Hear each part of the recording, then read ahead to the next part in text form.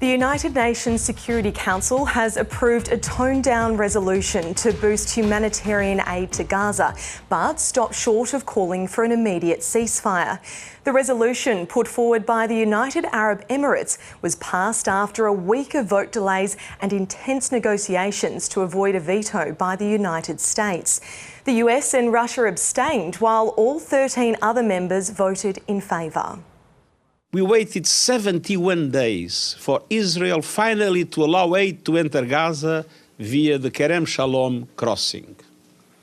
And the crossing was then hit while aid trucks were in the area.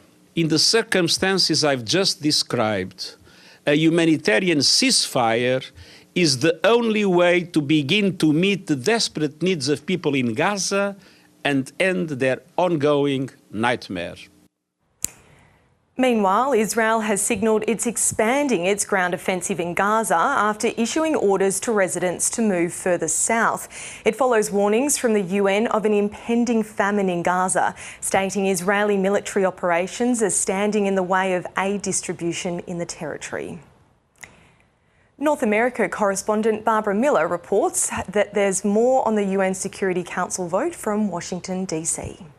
The resolution that passed calls for the safe and unhindered delivery of aid into Gaza at scale. So essentially calling for a ramping up of the amount of aid getting into the people of Gaza. In part, it says that effort will be supported, will be boosted by a humanitarian coordinator who the UN will appoint. What the resolution doesn't talk about is the cessation of hostilities, is a ceasefire, and that language had to be stripped out throughout these days of wrangling to try and avoid another US veto of a Security Council resolution. Many countries are unhappy that that language had to go. The United Arab Emirates, who was the sponsor of this resolution, conceded that the resolution wasn't perfect, but the UAE seeming in the end to share the US position that nevertheless this resolution would make a difference on the ground.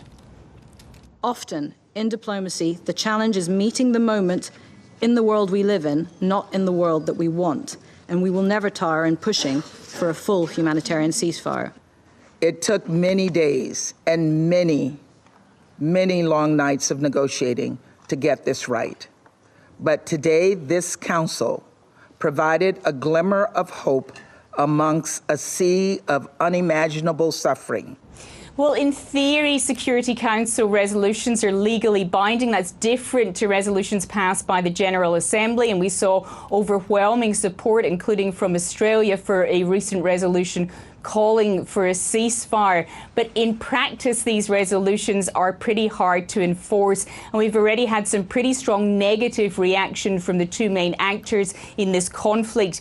Israel's ambassador describing the UN call as disconnected from reality. He's saying that they don't need to have a resolution about more aid into Gaza because Israel is already facilitating enough aid into Gaza.